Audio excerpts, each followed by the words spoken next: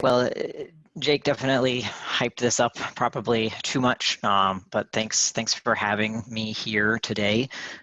If this was February, I might have even come over to Madison. I used to be just across the border in Minnesota, but I wanted to bring to this group something fun, and Jake and I have been talking about it for a while for me to come present. And instead of the usual song and dance that I've been doing for the last maybe 2 years, I've got something that's not quite general availability yet. So there are going to be some rough edges. There's going to be all kinds of fun and crazy, like we haven't totally decided how that's going to work yet. But the whole general concept here is that we're going to talk about doing database development in the cross-platform environment of Azure Data Studio. You probably don't know who I am, and that's perfect. My name is Drew Skwiers-Koballa. It's kind of hard to pronounce. That's cool. I'd been spending about a decade doing database administration and development for a small company. So basically doing a bunch of stuff and trying not to make a mess. Hobbies tend to be some of the more eclectic ones, like my pugs, chickens, and gardening, and then getting interested in almost anything involved with SQL, whether it's some of the on-premise offerings or the Azure offerings. There's just so much cool stuff you can do. I started at Microsoft about 4 months ago. So if you ever want to ask me something that's not about the presentation, starting a new job remotely where you don't know anyone, moving across the country in the middle of a pandemic, and then I'm on the SQL Tools team, so please feel free to ask me anything I may have to just tell you I can't say or I don't know, but hypothetically I'm supposed to. So before I dig into doing database development in Azure Data Studio, I've got to kind of talk about why do we care about that. And so I'm just going to kind of recap what's new in SQL and SQL Tools real briefly. In the off chance that you don't know all the stuff that's happened to Azure Data Studio in the last 6-ish months, I will recap that again briefly. And then we're going to dig into SQL Database Projects and kind of what happens when you're introducing them to an existing environment, when you don't have total buy-in and things are sticky. And then if you have the opportunity to start from scratch, what does that look like when dealing with database projects? So a little bit of context for what we're going to do today. For SQL, we had SQL Server 2019, obviously, in 2019. It was kind of a nice confirmation that Microsoft wasn't having a stroke when they put SQL Server on Linux. Like, this is a for real thing. We're continuing to be multi-platform in terms of the different operating systems that we want to run SQL Server on. Containers that as an architecture is something that we've continued and then doubled down on by adding the big data clusters functionality to SQL Server. So you can extend large data sets through Hadoop or Spark to become part of your database structure. As developers, those are cool things, especially if you get into machine learning, but even kind of at the fundamental, why do I care about SQL Server 2019? They have made some improvements to graph capabilities, so we're continuing to try to make sure that the non-traditional data structures are getting a little bit of love and not getting treated like XML. On the cloud side of things, 4 years ago, we had Azure SQL, and it was this database that was kind of mysterious because you couldn't do half the things you were used to doing on it. And now there's PostgreSQL, there's MySQL, and there's MariaDB as a part of the Azure Database Engines family. And so from the perspective of someone that works with Azure SQL or SQL Server, you know that you have this feeling of almost impending doom that you're going to have to deal with other database engines at some point. And hopefully you don't have to learn a whole bunch of new stuff, download a bunch of new software, that kind of stuff. And then last but not least, an engine that holds a half a gig sized piece of my heart is Azure SQL Edge, which is an optimized engine for IoT workloads. It literally is about half a gig, and it can run on ARM devices, so that's a Raspberry Pi, and it really has been put together for IoT workloads, but we're already seeing customers use it in innovative ways where the previous use of like SQL Server Express and really abusing that happened like on a whole bunch of different tablets in a warehouse or something. Azure SQL Edge will be performant in those situations because it has been designed to be, I'm not going to say underpowered, but lightly powered. So it's pretty cool, but it presents new challenges because it's a reduced engine, but they're also adding additional objects for things like streaming data sets. So all kinds of new challenges, a whole bunch of new stuff in SQL. And how do you keep up with it and how do you handle it? From the tools side, we've been trying to keep up by making sure that we're continuing to release Azure Data Studio, that the command line package, SQL package, gets continuous releases to incorporate functionality for these different engines. And then, although it may seem like it, I promise you that we're continuing to add functionality to SQL Server Management Studio. So I started at Microsoft like right here, and we've had at least one release to Azure Data Studio a month. So that's additional features and that's bug fixes. SQL package, real quick background on what is that. SQL package is a command line tool that allows you to basically deploy a database project or export a database project out of a live database. So it's kind of it's a very easily adapted tool for DevOps because it's command line based. We made it cross-platform last year. So if you are looking at wanting to do automatable experiences with database development, SQL package is something that you'll want to start to become familiar with. SSMS had a release in late April, one hotfix, so to speak, in June, another one full release in July, and we have another one coming up in October. The main focus of this is that Azure Data Studio and SQL package are primarily getting the most attention because those are the ones that give us those cross-platform clients to meet the cross-platform server environments that we're being asked to support. That's how we ended up at cross-platform experiences. Any questions about kind of the stage that we're standing on in terms of cross-platform has become this unavoidable thing that we get to deal with, and it can be exciting if you have the right use cases?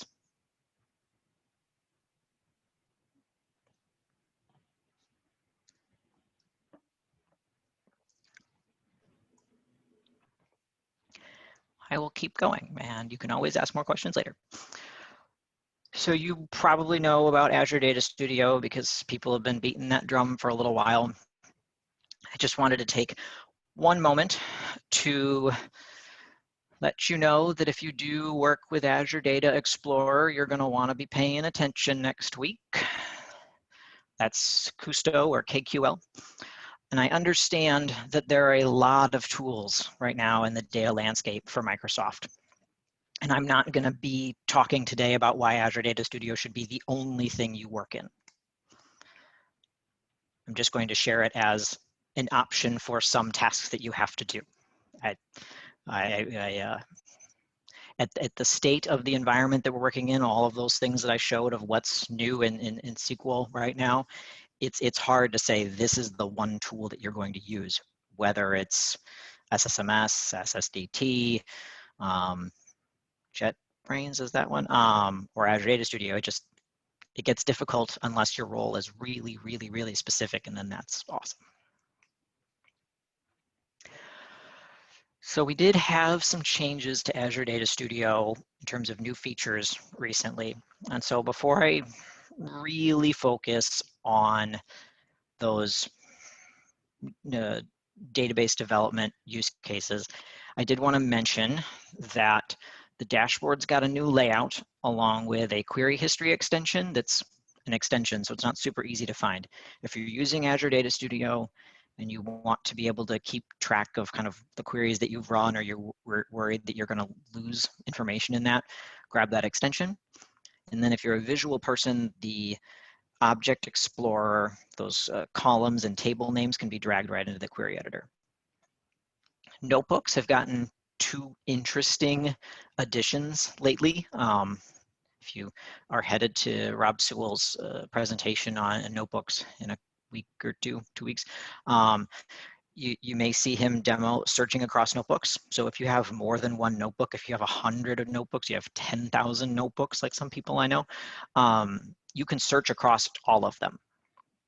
And then Remote Jupyter Books is a new and kind of ambiguous concept where if you bundle some notebooks in a GitHub repo, other people can access them and basically distribute them throughout an organization. Because it's linked to GitHub releases, it's a public availability, but if you're looking to especially provide a community guide or a helpful notebook experience, that would be a really good way to distribute it.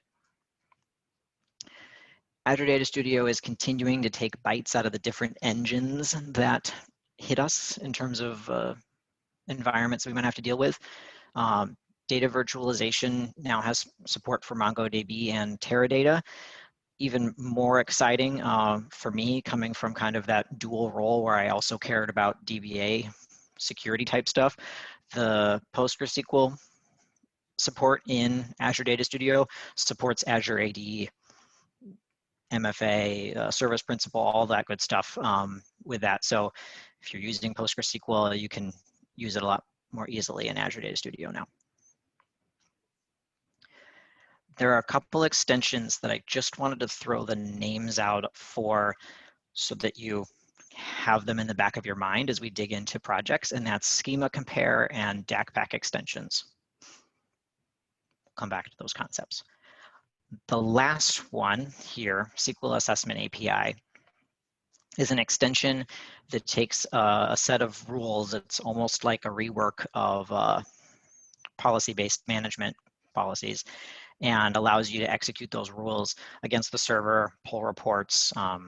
It's just a nice little lightweight first-party tool for quickly assessing the health of a server.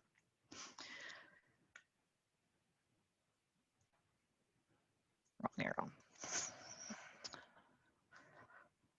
Before we talk about database development, any other questions about Azure Data Studio in general? I got a question about that extension you just mentioned, and maybe it's better for me to just go play with it at some point. Like, what kind of server health are we talking? It can be, do you know? It can be no backups taken, some of those. Yeah. So like, okay, because like we actually have been like developing a lot of our own like server health kind of tools. So if there's something that's kind of like already existing, I would like to go see what it does. Yeah. The extension for Azure Data Studio does not yet have support for creating new rules. Okay. Okay. I'll go check it out. Either through PowerShell and or SSMS, you can create custom rules as well. Interesting. All right, cool. Yeah. So cross-platform tooling, SQL database development, maybe you're a Mac user, maybe you're a Linux user, maybe you don't care about being cross-platform, but you're just curious what we're going to do for SQL database development tooling because it feels like nothing ever gets done. Thanks for being here. I appreciate it. Before I talk about SQL database development, I have to address kind of that other elephant in the room, and that's what kind of development am I talking about? A lot of times you'll hear about these two parallel and occasionally intersecting schools of thought around development. Is it state-based or declarative development, or is it migration-based development, or is it some hybrid of the two?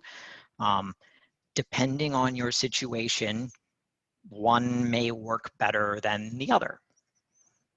Again, not here to tell you what works for you. I'm just kind of here to present some ideas and hopefully entertain you this evening, although it's late enough there you could be drinking, so I'm jealous. When you're doing declarative database development, you're looking at what do I want this database to look like when I'm done with it. You're making create statements. You don't necessarily have to keep in mind all the time, what does the database look like right now? That's the tooling's problem, hypothetically speaking. The tooling should be managing the change in migration during deployment. You spend the bulk of your time on development. There's a build process that occurs that validates the development you've done against a target database engine. Are you developing against SQL Server 2008? Hopefully not, but if you included some features in your code that don't work on SQL Server 2008 and you're working on a project for 2008, the build would fail because the tooling does not want to even try to publish that. Once you have a successful build, then you can publish that. There are two constructs for declarative database development. The second one, DAC packs, or a data tier application file. It's that build artifact from declarative database development. This can be published once, twice, 100 times to eligible servers. And that's the part that tooling manages. Because your focus is on consistent declarative create type statements, version control becomes easier in this method in many cases. And that's going to be, shamefully to say, one of the primary arguments for declarative database development. That's not to say that you shouldn't ever care about the state of actual databases as you do development, and schema compare is still important. The tooling is going to do it when it goes to publish. It's going to make that comparison so it can write the actual scripts that get your code out there. So having the availability to do schema compare is important, and we will get there today. The whole concept, the whole container of your code, the rules of the engine that it's going to go against, any additional pre and post deployment scripts, all of that's contained within a SQL project. You may have seen these as a .SQL proj in the past. If you're totally familiar with all of this, you're like, yes, yes, I know. That's really all I want to like dig into in that sticky world of state or migration-based development. I'm sure that if you're familiar with this, you've had a heated conversation with someone at some point about it, or just been really frustrated about it. It is a difficult thing because it is oftentimes case by case and environment by environment what is going to work better. Here are some links. I will make sure that this PowerPoint gets out to all of you. Here are some links for thoughtfully written analysis of why different scenarios worked for different people and different things, as well as kind of walking through some of the differences. But it's something worth understanding.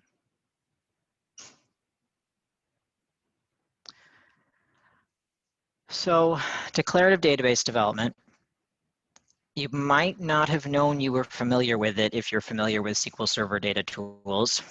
If you're familiar with SQL Server Data Tools, that's awesome. I'm not here to announce their demise. I'm here to announce their compatibility. If you're on Windows and you do database development, not only am I encouraging you to try out Azure Data Studio, but I'm also encouraging you to try out SQL Server Data Tools if you haven't been already. Visual Studio Community is free. Go grab Visual Studio Community 2019. Add the data platform workload. I know that changing the name for SQL Server Data Tools once every release doesn't really help make it easier to use. But the good news is that it's part of Visual Studio now, and you don't have to download any extra stuff off the internet. You have to Google it for 3 hours just to find what you need to download. If you're just looking to develop databases, add the data platform workload to Visual Studio, and the work you do there is compatible with the work that you would do in Azure Data Studio with the SQL Database Projects extension. If you haven't heard of that and you're not familiar with that, that's because it comes out soon. So I've been with Microsoft for 4 months. You can imagine how excited I am that this cool thing that would have been very helpful to me 5 months ago in my previous job is coming out now.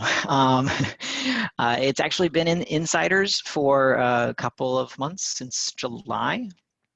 But if you're at this point and you don't absolutely have to have it today, I would recommend that you just wait until the next release of Azure Data Studio that is soon. It'll come to stable this month, and it'll be an extension preview. So you'll have Azure Data Studio, you'll go on the extension marketplace, and you'll grab SQL Database Projects. Not too terribly difficult. Unfortunately, you can't be in a sandboxed environment. Both of these tools are going to take you through that same develop, build, and publish lifecycle of declarative database development. Before I start actually showing you things that aren't even out yet, so you're just hoping they work, I wanted to give a little peek behind the curtain of like, how did we get here? SQL Server Data Tools in Visual Studio is like the most Windows thing on the planet. So Microsoft's been working on .NET Core. The .NET Core SDK brings us the ability to use MS Build cross-platform, so that's our build process. And then I mentioned 3 or 4 slides ago about SQL Package as a command line tool, cross-platform to do that publish and export manipulation of databases to DAC files that build artifact. So those 2 things being cross-platform combined, and then you add the development environment of Azure Data Studio, and we're ready to do database projects in Azure Data Studio.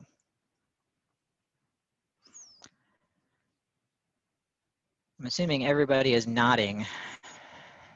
Awesome. Woo. All right.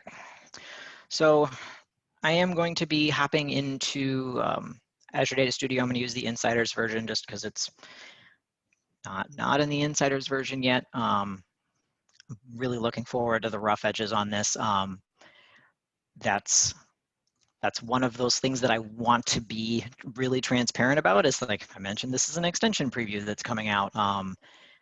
This is why the compatibility with SQL Server Data Tools is extra important, because as we move through these early stages, there could be an edge case of something that you need that you have to hop back into SQL Server Data Tools, or you're just working with someone that's using it. So let's pretend that you also get a new job during the pandemic. And so you end up in this new environment.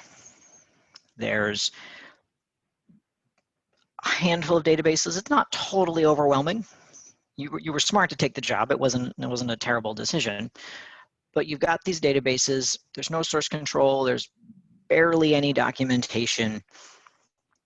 And you just kind of want to have an idea of like, what's going on? How can I quickly get a handle on this?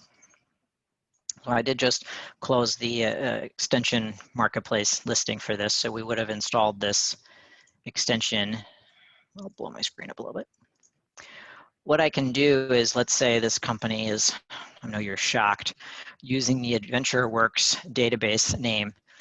Right from the Object Explorer, we can do create project from database. That's gonna kick off activating the extension because I closed that. It's gonna ask me, what do I wanna call it? And I'm gonna be really clever and call it AdventureWorks LT 2019. It's gonna make sure I wanna put it in this folder. I'm gonna add a new one just for Madison, Wisconsin. And I'm gonna organize these schema objects by object type, because that makes sense to me after a decade of looking at Object Explorer. And that SQL package extract process is going to happen here in the background. It's going to not take this whole session, I promise. And it's going to kick out scripts for all of the objects in this light version of AdventureWorks. So now we have a small handful of functions, the small handful of tables. All of those definitions got extracted from that database. This alone makes it a little bit easier to start working on documentation and kind of get your feet wet in the environment without accidentally breaking something in production. Not that anyone would ever do that. But I went ahead and I opened the folder that had the project in it. No, I didn't. I opened the wrong folder. Awesome.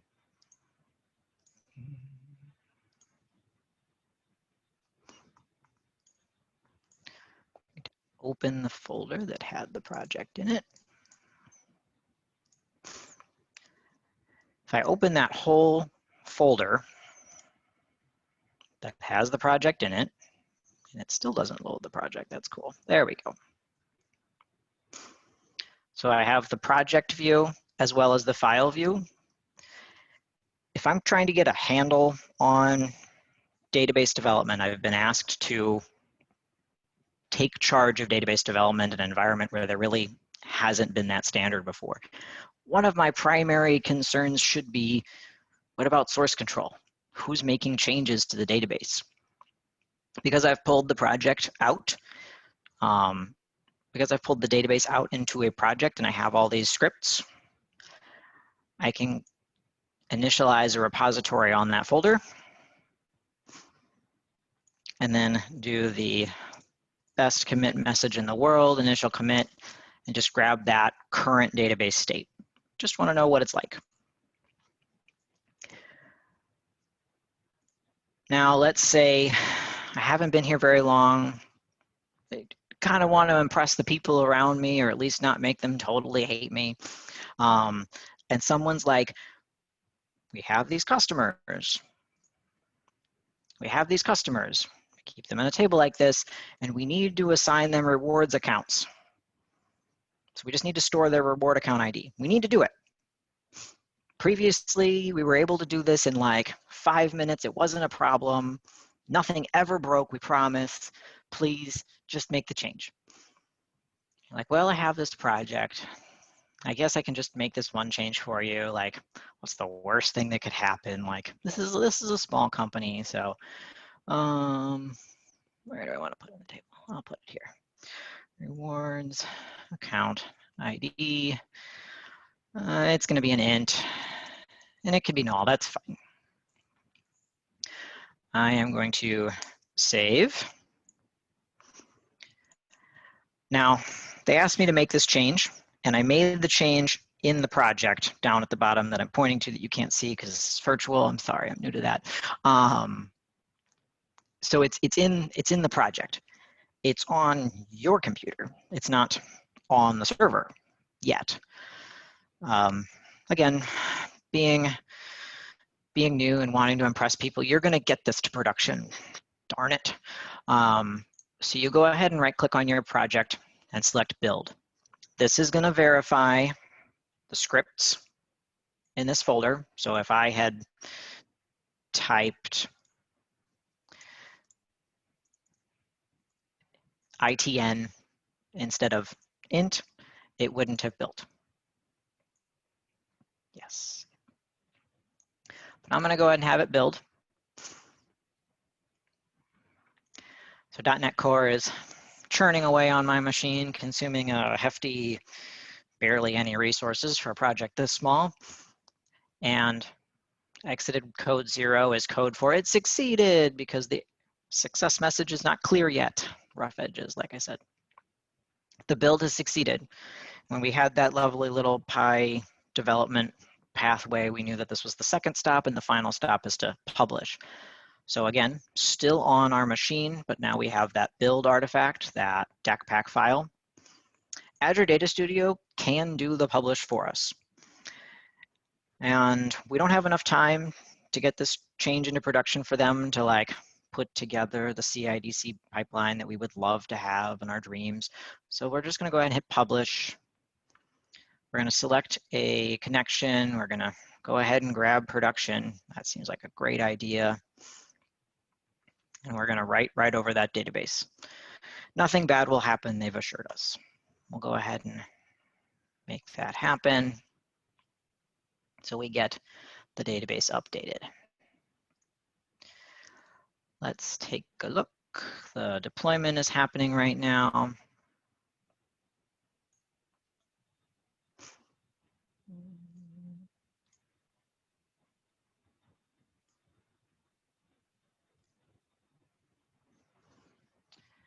I promise it won't take super long. Hey, it succeeded. So now if on the server, we take a look at our customer table, I'm going to reveal PII to you. We'll have to not tell anyone. We have a rewards account ID column added to the table. And source control is complaining to us saying, hey, there are changes. I probably should have committed this before I built, but hey, that's what it is. We have a change logged on the customer table that we can get into source control. The astute viewer has probably noticed that I'm on a Windows machine, so this makes this demo like super unexciting that I'm not like on an obscure version of a Linux running Azure Data Studio and all that, but just trust me that it's cross-platform, or try it yourself. Now, we are gonna go ahead and add rewards account source control, but you're doing pretty well. We published it. We could have published via a pipeline leveraging SQL package, but we didn't have time because they really wanted to get this feature out. Ooh, spoiler alert. Let's go back. There we go. Changes keep happening to the database. You're not in charge of security permissions, you're just the developer. Changes keep happening. Like people ask you like, what's the process? Why would I have separations of duties? Source control doesn't matter. It's kind of out of your control. So what do you do in that scenario where changes are happening to a database that you're trying to get a handle on? You're still learning the schema because it's obviously this really complicated AdventureWorks Lite version. And you want to make sure that as you make changes, you're not responsible for an outage. Well, some Yahoo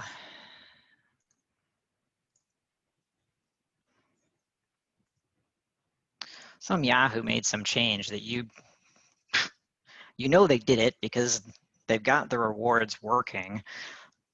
Customers are earning points and saving cents on gas. It's great. But now you're kind of like, I don't know exactly what's happening. I have the project. This is what should be there. There's a third option for schema compare. It's going to build the project in the background. You didn't have to ask it to. So you have to have a valid project. And it's going to take that DAC pack and it's going to ask you to compare against a target. And I'm going to say I want to compare against production right now. I want to know what the difference is. I'm going to go ahead and switch the direction because I want folks' changes to be that source for me. This isn't making any changes to the database. This is just telling me what's going on. So I mentioned earlier, nice thing about declarative is as you're developing, you don't necessarily care too much about what the state of the actual database is, but sometimes you do want to know. So it turns out Bob, 3 offices over, modified the get customer information function to add rewards account ID. I guess I was out at lunch when he needed that. And there's a new procedure to add a new customer.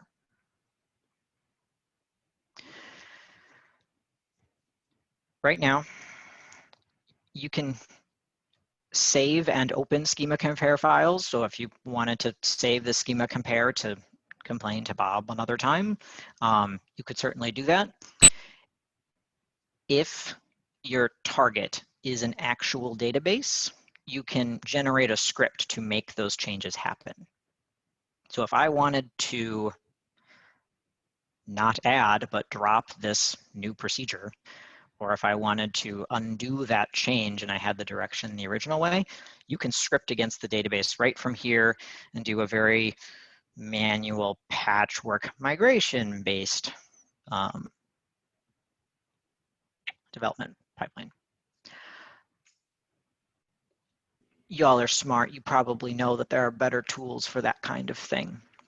This is a nice way to understand what's the differences. This is not your migration-based development pipeline right here. Hey, Drew. So I can, yeah. I'm not trying to step on you here. So like, suppose you're like, oh man, that great function is great. I need to get it into my project and source control. Mm-hmm. Like, can you do that from here? Manually? I see. That is a great question, because that was what I was just about to be like. You can do it, but it's not fun. So I'm going to highlight this fortuitously very short procedure. I'm going to copy it. It's sales LT USP new customer. I don't think, yeah, we need a save function. And I can add a stored procedure, USP new customer. And I can paste that in there. I see. Now it's in my project. It'll get the job done. Mm-hmm. It's not the like best thing.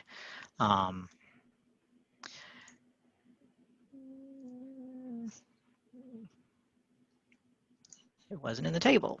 This is why doing things manually is so dangerous. Functions, get customer information, rewards, account ID. Oh, come on, there we go. If I compare again right now, it's not going to rebuild and we're still going to see the differences. You do have to completely close out, redo that to get rid of the differences. Good question. Yeah. It's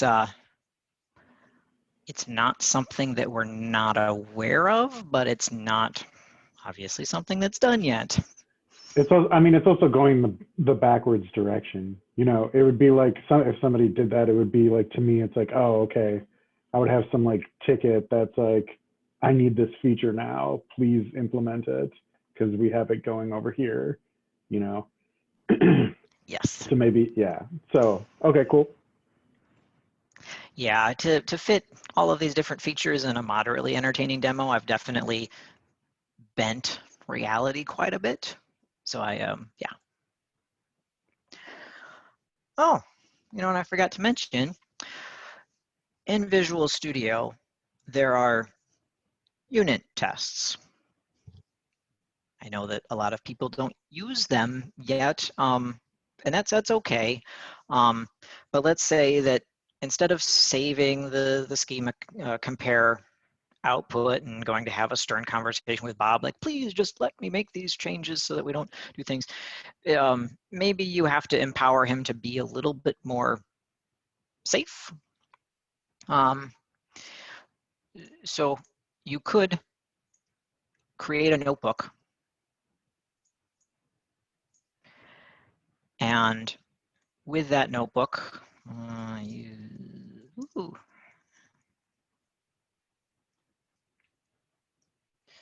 probably should connect it. A notebook, if you haven't seen them before, I will do a terrible job of summarizing what they do, but a notebook can be a collection of queries that you can save the state of the query as well as set someone up to be able to run the queries sequentially or quickly. In this case, we're essentially could potentially use them as a run book by saying, hey, Bob, if you need to make changes to the customer tables, I've written some unit tests that I would like you to run through and make sure they're completing successfully, or the previous query should have returned no results. Or even leaving people notes about what should have happened from these unit tests. This is not a DevOps dream situation, but this is a scenario when you have to have a conversation with a real person and ask them to please double check that a few things work before they start monkeying around and things. So I do want to propose that notebooks could be used as an intermediary unit test structure, and can be shared. I could save this and send it to y'all right now if you wanted to start seeing if you could break AdventureWorks, which you can. You can drop that notebook right into your project folder. Unit tests. And then it can become part of your source control. All right, we're gonna keep chugging right along so I don't intrude on your evenings too far. The last thing that I wanted to prove to you today, so that you hopefully run out next week after you've forgotten most of this, download the new Azure Data Studio and add the SQL Database Projects extension if you are into database development, to at least just try it. Is that when you start a new project, you can start from a clean slate in Azure Data Studio. You can start from a clean slate in SSDT because you're totally used to that. You do a few things, you get going. There are some richer graphical interfaces in SSDT right now, the table designer, all of those good things that aren't in Azure Data Studio yet. And then bring that to Azure Data Studio when you're stuck at home working on your MacBook, if data policies allow. So I am gonna get back to my computer. I'm gonna pop into Visual Studio. You can't see the launch screen on my other screen. It's gonna crank for a few seconds, but not too long. Creating a new project. It's gonna remember that all I ever do in Visual Studio is SQL projects. So we're looking for a SQL Server Database Project.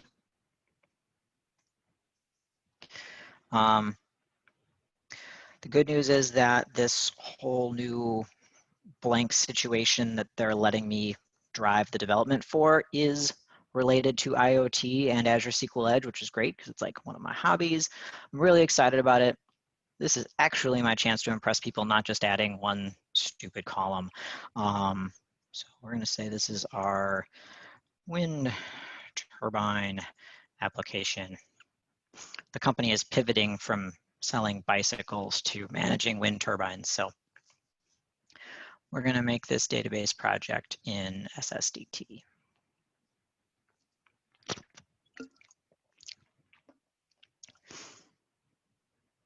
Oh, Visual Studio. Yes, you can do it. Okay.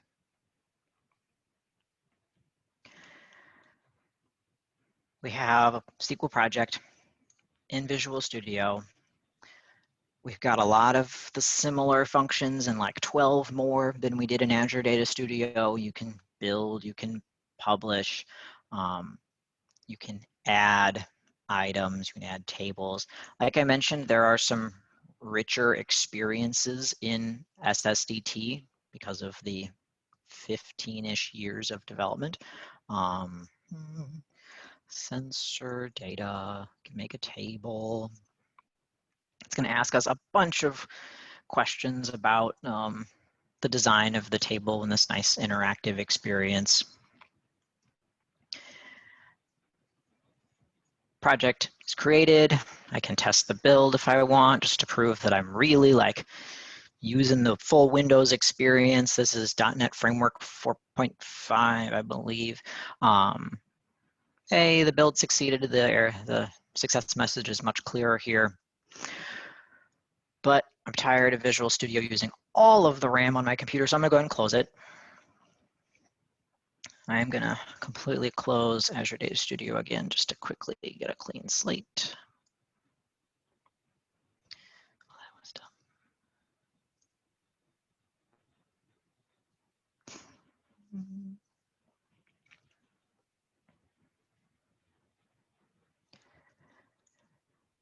And now close the folder so I don't have AdventureWorks open anymore.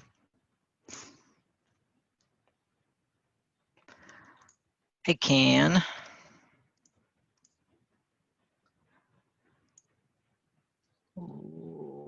Cars has.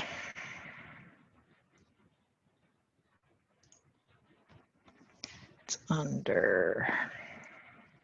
Sorry, I clearly don't use Visual Studio often enough. I don't remember where I put it. Quick access, do you remember? Nope.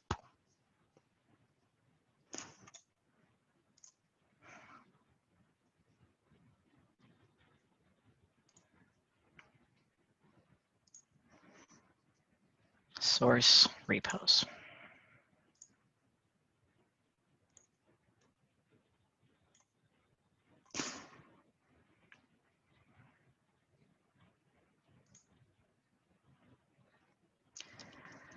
SSS source. Repos, wind turbine application, selecting that folder and opening it. Azure Data Studio is going to go ahead and open that folder. There's a SQL Proj file in there.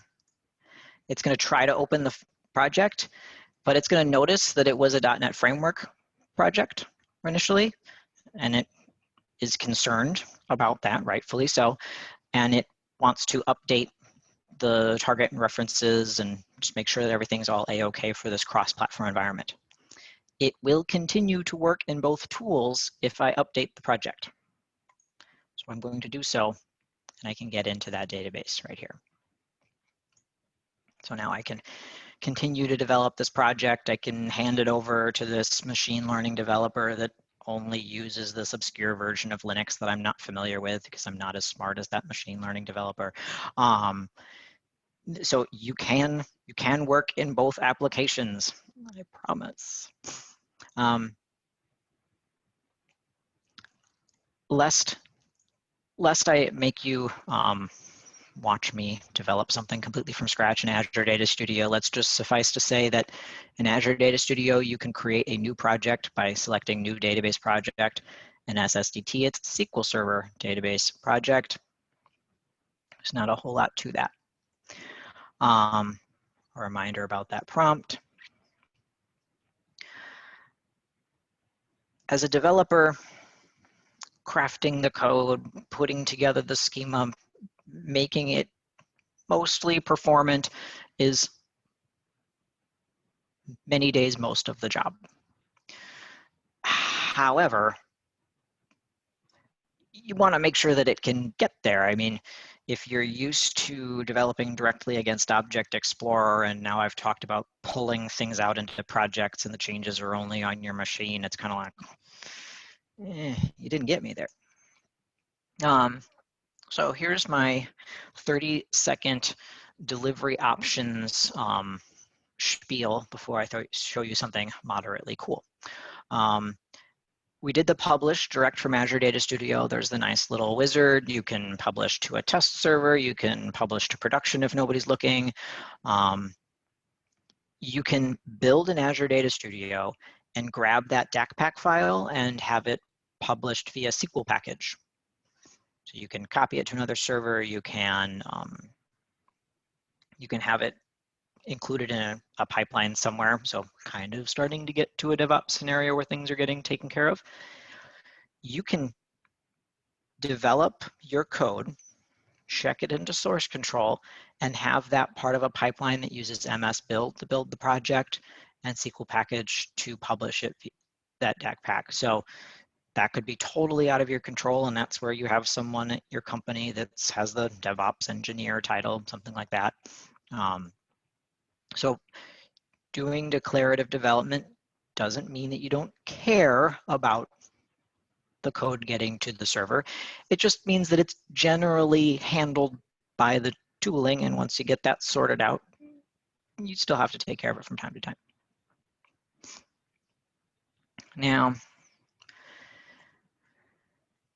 with these delivery options, we did the publish from Azure Data Studio earlier. That was just kind of that like one-click wonder. There was already a server there. It was great.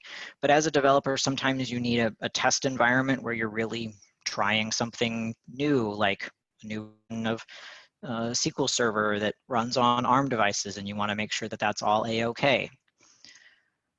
Promised that I wouldn't make you watch me develop a full project in Azure Data Studio, so I promise that I already have a project ready to go. But I have a full wind turbine sensor application, and I know where it is, so there's not a whole lot to it, just a sensor recording table, a procedure to truncate that table, and then some security checking. There is, in the SQL Server samples repository, there's a much richer web application that builds this out to like a whole 9 yards. So if you're a database developer / full stack developer and you really love digging into this, this is one of the coolest demos that we have the code out there for. I will get that link into this PowerPoint. All I want to show to you today is that if you build this project, you get that DACPack file, that compiled application in your files, and it writes it to bin debug turbine sensor db.dacpack. Sorry, the wrapping is kind of bad there. Because I know where that DACPack file is, I can make use of the deployment wizards that we have in Azure Data Studio to stand up a new instance of something. You can do all these fairly boring options, or you can do Azure SQL Edge. There are enough scenarios for a full talk on different ways you can deploy Azure SQL Edge, but suffice to say, I'm just gonna burn through some money here by launching a new Azure IoT Hub and a VM that pretends to be a device attached to the IoT Hub. I could have a Raspberry Pi attached to an IoT Hub and send Azure SQL Edge to it through this deployment wizard. But the coolest part that I want to point out about the power of having a compiled database application is that of all the things that you have to set up to create this environment, one of those things is you can deploy the database application with the database engine. So as you're getting into some of these sticky, scalable situations, if you happen to be at PASS Summit last year, they put a bunch of IoT devices under people's chairs. We didn't have this wizard out yet, so they probably had to do PowerShell, which, you know, is cool, but if you're just getting into it for the first time, this can be, that is not the password I wanted to type in there. IoT admin, new password now.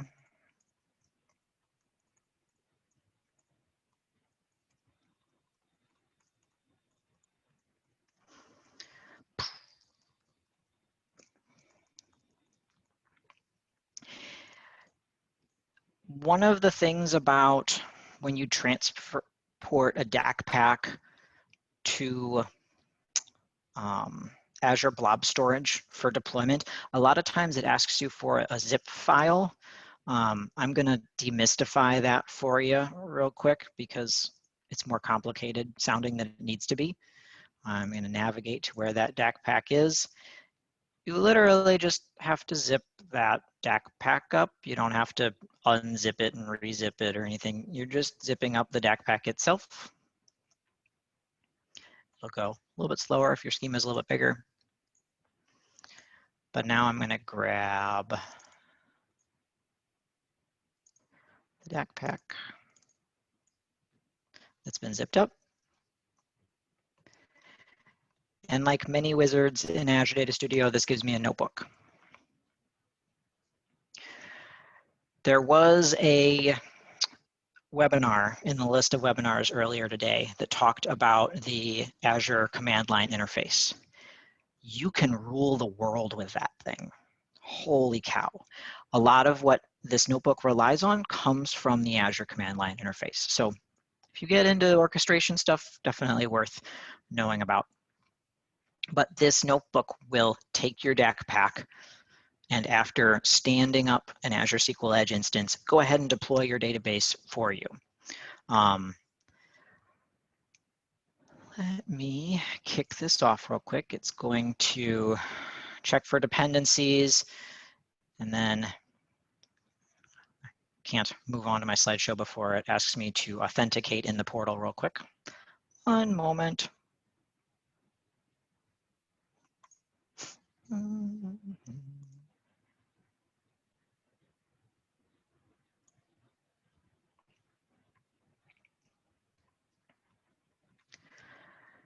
And okay, so this notebook's going to take a few minutes while it deploys an instance of Azure SQL Edge in Azure, after it deploys an IoT Hub, and then deploys our database. Kind of wanted to recap all of the things we ran through today, because yes, I know it felt like we were running, but we covered a lot of stuff, and I even skipped one thing that we can do here in a minute. You can take live databases, or mostly live databases, and bring them into projects to manipulate declaratively. You can build and publish within Azure Data Studio, so nice, fluffy, GUI environment, no command line edges. You can leverage Schema Compare. That is a separate extension, so even if you're not doing SQL database projects, that'll make me sad, but even if you're not doing SQL database projects and you just want to compare two databases against each other, grab that extension. So if you have a test and production environment, you want to see what's going on, Schema Compare extension. SQL notebooks came up again. In development environments, they can be helpful for putting together tests and some structure around what's going on. There is coexistence with SSDT. So wherever you're creating new projects, just understand that there's that import process into Azure Data Studio, so don't be alarmed. We just wanted you to know about it. And then with Azure Data Studio being able to build there and then use that DAC pack to deploy in other ways, whether it's through SQL package and more of a pipeline, or literally just a deployment wizard in Azure Data Studio. Let's see how it's doing. Not quite there yet. So the thing that I skipped today is being able to import test data. Now, I know I showed you those customer records earlier, that PII, but let's pretend that as a developer, they eventually figure out that giving you people's information is not great. One of my favorite features in Azure Data Studio, I know I'm supposed to have a lot, but I do have a favorite child, is the SQL Server import wizard. Now, you're not importing a SQL Server, you're importing a flat file. So if you're coming from the world of SQL Server Management Studio, there's like 5 different ways to import data in, and sometimes you have to have an Excel driver and sometimes you don't. In both SQL Server Management Studio and in Azure Data Studio, there is a flat file import wizard, and Wizard puts it lightly because this is powered by a learning or an observational API that takes a look at your CSV and suggests data types for you during that import. So because this has not completed quite yet and I don't want to keep you too long, we're just going to use a different database. Let me use my test server. So I have AdventureWorks LT deployed on my test server because I don't want to make a mess. But I can use the import wizard here to bring in some data to mess around with fairly quickly.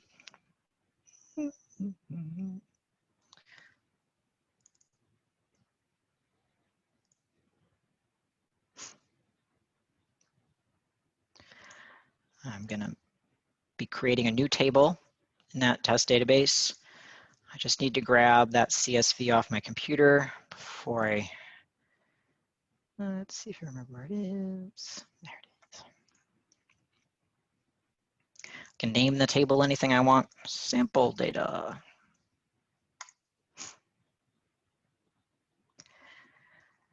It's not super long, but I have heard through the grapevine of people importing 50,000, 100,000 line type sheets into SQL Server through this wizard. Totally fine. But it's going to read those columns and suggest data types for you. I like to allow nulls because if this is just testing data, I'm not super concerned about that. Those look okay to me. Now I'm going to import. Now I have a new table with my CSV in it, and it didn't take too long even with me prattling on during it.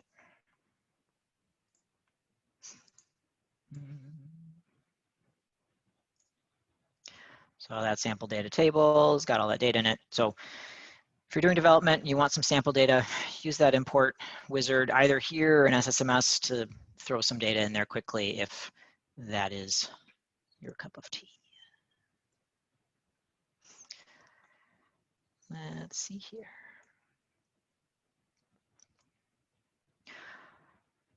That's the gist of this, and that's just in here in case someone had questions about the pipeline. I didn't want to switch a whole bunch of slides back, so I am more than happy to take any questions that are going on.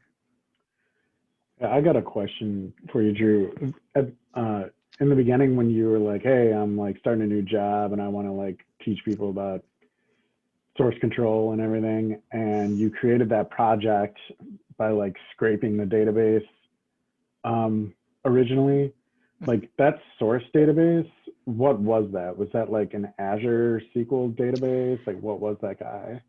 That was a SQL Server 2019 database.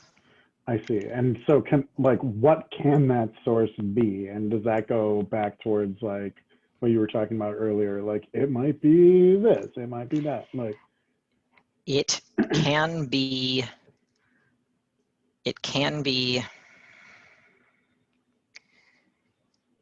I know it'll go SQL Server back to 2005, probably back further, but I haven't tested that. It can be Azure SQL. Okay. This is probably going to take a little while because it's full AdventureWorks, but I'm just so like from my perspective, I'm thinking like, okay, maybe if I have like, you know, like a SQL Server 2017 database, like can I use that tool to like scrape everything and then try to deploy that on like Azure SQL DB instance somewhere? Is that something? You can. There is a migration tool that the name escapes me, but it has a migration in it. Yeah, I've tried using that migration tool before, and so I'm wondering if like maybe this is just like a different way that might be better to accomplish what I was trying to accomplish before. Are they kind of like built out of the same thing, or they will different? be? I will check to see if the migration DMA database migration assistant is powered by SQL package or not.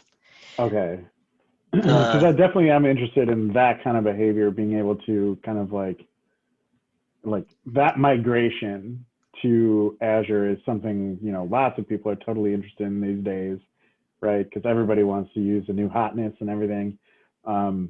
So I'm just trying to find some tool that can help, especially when the database has like a ton of objects in it, and sort of like what's all available to me. The contents of a DAC pack are the object structures, Yes. not the data. Right. So I'm talking like if there's like 25,000 tables Mm-hmm. in the database, you know, is this scraping tool or whatever it's called, you know, SQL package, yeah. is like basically I want to be able to create that backpack and then kind of just like pass it off to people. And I've had trouble in the past with whatever migration tool I was using before. This was a while ago, so I probably wasn't up to date with whatever tools I did have. But I'm just wondering, like, if this is something that I could, you know, go download tonight and play with and see if I can actually get it to work with like a database with a ton of objects in it. That would be huge for me. So I would, with something that large, because you said 25,000. maybe like I'm just making things up here, Yeah, right? I mean, like, because like I don't want to say any real numbers. Like Brigitte is probably laughing in the background right now, but 2,100. I would start with the command line tool, SQL package. Okay. Okay. Definitely. Yeah. I'll look into that as well. We got another question coming in here. Does ADS provide any ability to check or publish projects from GitHub or TFS, or is the publish feature just a method of grabbing/publishing projects to and from the database itself? Make sure I understand the question. The ability to publish or communicate with GitHub does exist. Okay. Let me open this back up. No, that's fine. So if you happen to be coming, this is just an aside, if you happen to be coming from the world of VS Code, the source control provider from VS Code is what is leveraged in Azure Data Studio. What that means is that the source control operations that you would expect in terms of being able to have a Git remote, and being able to push and pull from that remote or multiple remotes from the command line can be done. So I don't have a remote set up on this particular one, but you can push and pull and all of the other operations that I would embarrass myself if I started to describe their real use cases. Oh, sweet. Cool. Did I answer that question?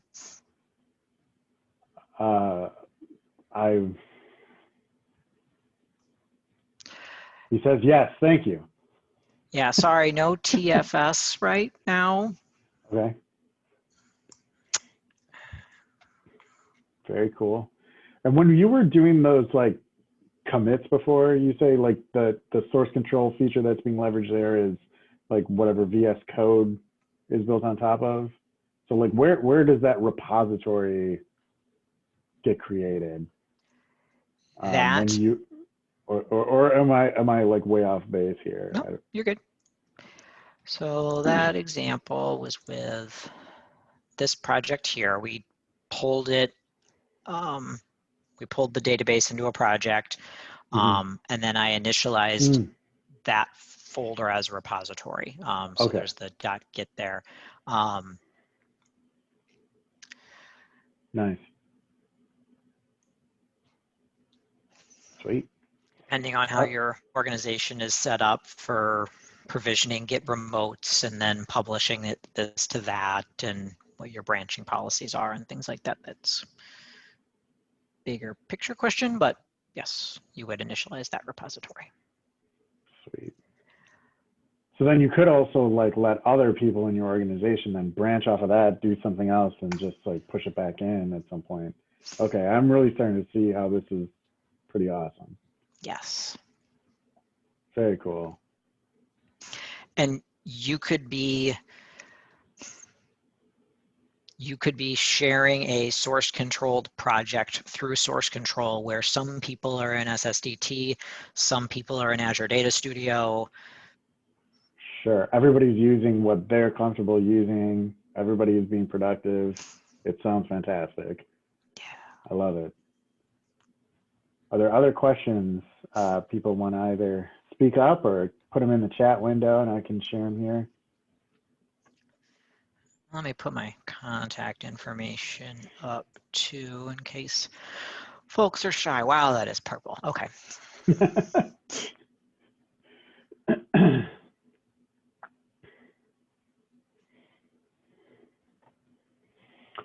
All right. Well, This has been fun. yeah. Thanks, everybody. I really appreciate it.